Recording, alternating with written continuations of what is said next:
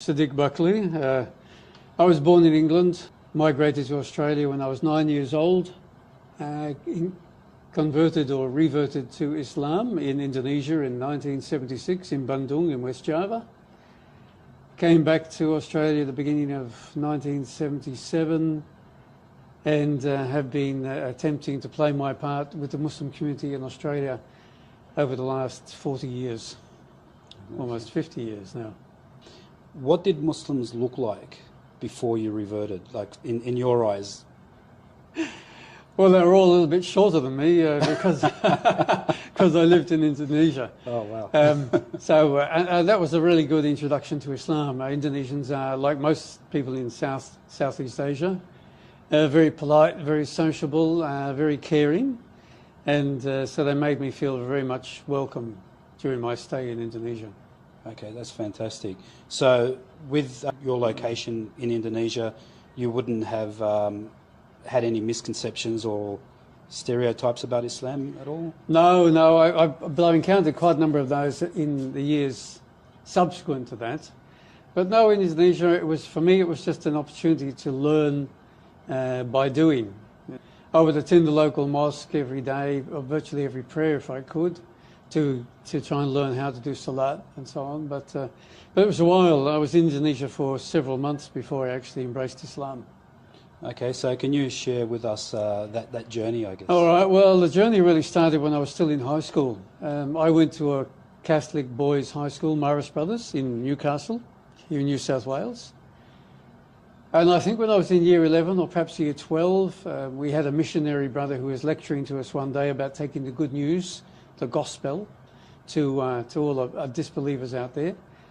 And of course, none of us were particularly interested in that, of course, at that time. But as I was listening to him, several questions popped into my mind. And one was, how does God judge people, having resurrected all the souls, people who have never heard about Christianity? And I was thinking of people who lived in the highlands of Papua New Guinea, for example, who had limited experience with white men, with Western civilization, with Christianity, with the Bible, with Jesus Christ, unknown. And the next question which popped in my mind immediately following that was, well, the same would apply, wouldn't it, to all the people who lived and died before the time of Jesus Christ, like 2,020 years ago. And so I thought, hang on, this is kind of dangerous thoughts. I kept them to myself, of course. But what I said was, no, look, it would be that these people would be resurrected, and they would have no knowledge whatsoever of Jesus Christ or Christianity or the Bible, and therefore, on Christian terms, they would have no opportunity of being saved, accepting Jesus, the Son of God, who died on the cross for our sins and so on. The basic principle of all Christian sects.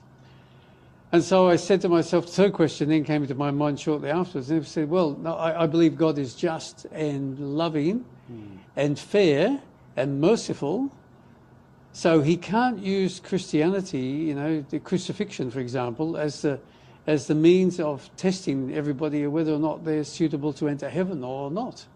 It was too exclusive. Very, very exclusive. It naturally excluded lots of people through no fault of their own. And I realised that I didn't agree with that idea, and therefore, in a sense, I realised I just excommunicated myself from the Catholic Church. Wow. Without saying a word. But then, of course, the question that came to my mind was, okay, on what basis does God really judge people? And that was the beginning of my journey to Islam. So I spent quite a number of years studying anything I could about other religions, mostly reading books. And I was living in North Queensland for a while, didn't have much access to anything up there at that time. Never met any Muslims, didn't know, never read a book about Islam.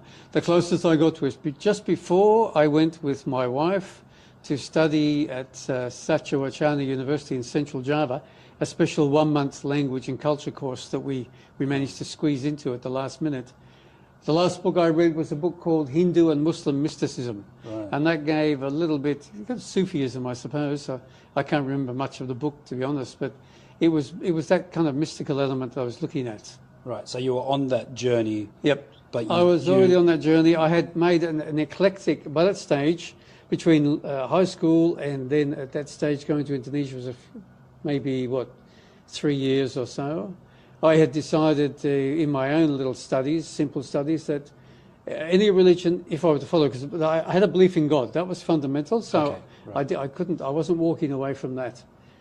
But exactly how I should worship that God, I think I'd come up with three things. Basically, okay, firstly, there is only one God. That was very clear from all the studies I'd undertaken, that even with things like Christianity, a Trinity, one God, three gods, Hinduism with its myriad plethora of pantheon of gods, there was basically a fundamental belief in only one God. And so on. So that was it, belief in one God, some form of worship, prayer and fasting. Fasting was really important. So those were the three things I had come up with. So when I went to Indonesia, and I bumped into Muslims, of course, as you would in Indonesia, and I began to ask them, okay, what is it that Muslims believe? And they said, well, okay, or what do they practice? And I said, well, they believe in one God, they fast, they pray, they believe in this and that. I said, okay, that sounds interesting to me. I couldn't find any fault with it in that sense. So I said, well, tell me more about Islam. Okay. I was raised as a Roman Catholic. I always think being a Catholic is probably a good introduction to Islam. It can take you, quite a bit of the way there. Yeah. But of course, it stumbles with the concept of the Trinity, okay, and then of course with the whole concept of the crucifixion, because to me that excludes people through no fault of their own, as I said. So therefore, there must be some other means, and the means is in the way is what I was looking for. Having done that 1 month course, we moved further west from Central Java into West Java. We got to Bandung, the provincial capital of West Java, and we basically settled there because we bumped into another friend who'd also attended that course. We started to learn Indonesian Silat, martial arts, and we wanted to study. We figured, we can put off our plans to travel up to Sumatra, up through Malaysia, up through and into India, just to do the hippie trail, as he was there, Afghanistan, you name it. That's great. So it didn't get that far. We stopped in West Java, and a bit of Silat, and then started to, our Silat teacher, he said, oh, you have to meet my brother. My brother's a bit of a Sufi. He knows about Islam. You should talk to him. So we did. We got to know him, his family. We got to know his teachers. And that was it. So we just started our education about Islam. So it was good. It had kind of a Sufi, mystical, Indonesian element to it. We also had a local sheikh. He wasn't really a sheikh. He was just a teacher, but a very pious man who lived in the kampong just next to ours. And we used to spend several mornings each week with him for a couple of hours talking about Islam and discussing Islam and so on. Part of the problem for me was I had to learn Indonesian first. Okay. So that was it. My wife was ahead of me because she had studied Indonesian at school, high school, and also at uni. So she was way ahead. That's basically how we got into it. Okay. So at what stage then did you feel that Islam was the right one? Well, it was after only a period of several months. I think I formally embraced Islam in April and that we'd moved into Bandung probably late December or early January, so it wasn't much time at all. And I had come to the conclusion eventually. I said, well, okay, now I've got to make a choice here. I know quite a bit about Christianity. I don't know a great deal about Islam, but I said, what I did was I just simply realised, look, I don't know. I could be wrong. I mean, maybe Islam looks good at the moment, but who knows, 5 years, 10 years down the track, I might say, it's not as good as I thought it was, and I'll ditch that and go for something else. So I thought, look, I don't know. I could be making a big mistake. I could be going the right direction. I simply don't know. So I realised at that stage I should take up something that I had abandoned for the last few years, praying and putting myself into God's hands and saying, yeah, God, yeah, Allah, I don't know if this is the right choice or not, but you do. Put myself in your hands, and please, you guide me to the straight path. Sirat al-Mustaqim. And of course, things just happened straight away, literally immediately. There was literally a knock on the door, a journalist had come up to see us from Jakarta, about 3 or 4 hours drive away. She took us off to a Muslim students meeting at the Institute of Technology in Bandung that evening. Wow. I met a brother who was studying from Perth. He was studying there. He gave me an English translation of the Quran. That was it. I was we just straight away picked up like a big wave and just pushed forward. Especially with that knock on the door, because I had just been sitting there quietly praying, asking Allah to guide me, and bang, and there was a knock on the door, and my heart just leapt in my chest. And I realised, okay, this is going awfully fast. I didn't expect it to happen straight away. Yeah. And sure enough, it did. So I said, all right, I'll go with the flow. This was the first step, right? Okay. So, but over the next few months, asking questions, I began to find myself very comfortable with Islam and very intrigued by it and very interested to learn a lot more about it. Yeah. It was really quite fast. But I had, as I said, I had spent about 3 years, packing and unpacking things inside my head. So I was prepared for Islam, without knowing it, without really knowing anything at all about Islam. And then when I met it and I saw what it was like, and I said, okay, I can't find anything that sits uncomfortably with me about Islam. So I actually became a Muslim at the hands of, our local teachers and so on. I can't even remember exactly when. But then I figured, look, at one stage we're going to work our way back to Australia, so maybe I should get some sort of formal certificate from some recognised body here to say that I had, formally embraced Islam. So I went to the big mosque in Bandung and saw the imam there, the sheikh there, and said, look, technically I have actually become Muslim first, but I was thinking, I need to get the certificate. He said, no worries, so I still have that certificate at home, 1 page Indonesian. So we just did the Shahada once again and, asked a few questions and signed the document. That's it. It felt like just such a natural progression that I'd come into Islam and, I'd learned then what the basic structure of Islam was, what are the beliefs, what are the practices of Islam. And I said, look, I can't find any argument against any of these. It seems to be perfectly logical to me. I love the natural way it worked. It's the natural religion. Yeah. And that's always, that struck me in Indonesia, that just how much part of the daily lifestyle and the ritual and everything was wrapped around Islam, and Islam sort of embedded itself in everything in a very natural, not in a very harsh way at all. It was just, it seemed to be, just suited. It was, it is, we know that now, of course, with the vision, the wisdom of hindsight, that Islam is a natural religion, and Allah's made it for us as human beings. So I felt that from the very beginning. Yeah. What year was that? 1976. So 1976, there was obviously no social media. Absolutely none I think whatsoever. Television was just out, wasn't it? No. Black and white, still black and white. Back in those days. So after you embraced Islam, how did you go about learning, and what resources did you use? Well, there were virtually no books in English about Islam there at that time. There were some in Arabic, but I couldn't speak Arabic either, so that was of no use to me. Indonesian, yes, but I had to learn some Indonesian in order to look at that. It was mostly oral. It was just basic oral instruction. As I said, going to the sheikh who lived in the next kampong several days a week, spending some time with him and just asking questions and getting answers. Also with the brother of the Silat, the martial arts instructor. We used to see him several times a week, sit with him at his home, and he would bring his friends as well, and he would take us to meet his teachers. And so we got in touch with a lot of people, and we ended up being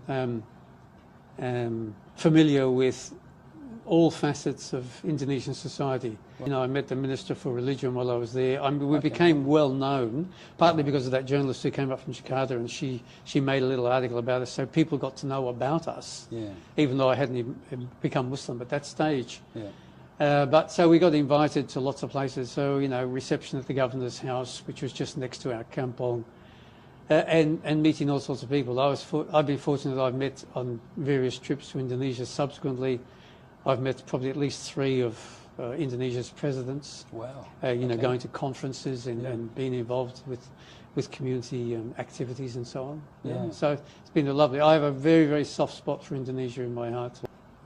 You've come back to Australia. So obviously in Indonesia you've had a good support network. Yep. You had people around you who stayed with you after your reversion to Islam. I think a lot of the reverts here in Australia tend to find that there's a lot of hype just before they accept Islam, and then as soon as they they take the Shahada, they feel like they're left on their On own. their own, yeah. Oh, well, I think to a certain extent that's probably true. Yeah. I think there aren't enough organisations that cater for Muslim reverts as well as they should. But it's better. I mean, since the last 48 years since I became Muslim, it's definitely improved. Yeah. But there still needs to be more that needs to be done, because some of these people. I mean, I had the same thing, as you said, no social media. When I became a Muslim, I wrote to my parents, right, snail mail, Yeah. and that would take weeks and weeks for the mail to get from where I was back to home. After my first letter saying, "Look, I've become Muslim, embraced Islam," I got a letter back probably 6 weeks, maybe 2 months later, saying, "Oh, my father said he was upset, Oh, really? because I'd abandoned the faith of our fathers." That was the name of a particular hymn that we used to sing. Yeah. And which was surprising, because my father was never. He's Irish, but he was never like a Sinn Féin supporter or pushing, Irish and nationalism or that sort of stuff. Although it was there, of course. Yeah. So that came as a bit of a surprise. But I just kept writing every month, and nothing happened for 6 months. Didn't get a reply. And then I finally got a letter back from my mum. She apologised and said, "Look, thanks for your letters. We got them all." But we moved away from the farm we used to have north of Newcastle. They sold that. They moved into town. They bought a little house with a shop. They ran a little convenience store, corner store. Yeah. Took up all their time, so they didn't have time to write. So it was that kind of shock for them at the beginning. And I think this is similar for many parents or families of Muslim reverts. Shock, first of all, but when we came back to Australia and they saw, oh, well, okay, we're a little bit different. My wife was wearing hijab, and we didn't eat pork. We were very careful about what we did. Didn't drink alcohol, and they found this really intriguing. Yeah. But then after a period of time, a sort of a tolerance. We got through that shock and awe stage with family, parents, and with family. Or tolerance, maybe not quite acceptance, but and then probably a little bit more acceptance, and then after quite a few years, I think it went into respect. Right. That people were saying, they began to respect us. They said, okay, look, especially from my mum and dad, I think they realised that, look, we weren't funny people. We weren't doing silly things. We were doing basic stuff which they could appreciate and understand. Although my mum, to her credit, she asked me, I think 3 times over quite a number of years, as to why we didn't eat pork or bacon. Right. And if I could just elaborate on that, maybe just very quickly. Yeah. All right, very quickly. First time I said, Mum, we don't, because in the Quran Allah says that the meat of swine the flesh of swine is haram for us. We can't eat it and have anything to do with it. Okay. And then next time she asked the question again, same question, and I said, well, Mum, pork meat is generally it's not the best, the most hygienic meat to eat, because pigs tend to be offal eaters. They eat almost anything, and so a lot of things get into their blood, into their flesh, which are not good for us. Okay, a few years went on again, and this same question popped up again. I said, okay, what's the tack? What tack can I do? And alhamdulillah, I can only say that Allah inspired me with this answer. I said, Mum, the reason we don't eat pork is the same reason that Jesus didn't eat pork. Right. Okay. And she went. I remember saying she went. And that's it. Nothing after that. And I thought, wow, that was such a great answer. Where did that come from? Because what it said in a sense was that, okay, we're following Jesus. Yeah. We're following the sunnah of Jesus, the path of Jesus. I mean, okay, he was basically a Palestinian, right? He was in the Jewish religion, but he was at heart, of course, he was Muslim, right? We accept this as part of Islam. He's one of our major prophets of Islam, and he was given the Injil, right? Yeah. And also, it showed that, well, like I was following Jesus as a Muslim better than they were following Jesus as Christians. Yeah, right. And in fact, even many years after that, my mum said to me, she said, I think you're a better Christian now as a Muslim than you were as a Christian. How interesting. I said, Mum, I agree with you, absolutely. Because I said, I know what Christianity is now. Yeah. I know the shortcomings. I know how far it extends. Islam is... Christianity, it's trying to be Islam, but it's got sidetracked.